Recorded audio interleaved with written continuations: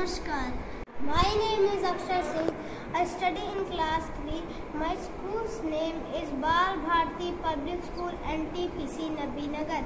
My topic is pollution is solution. Let's begin.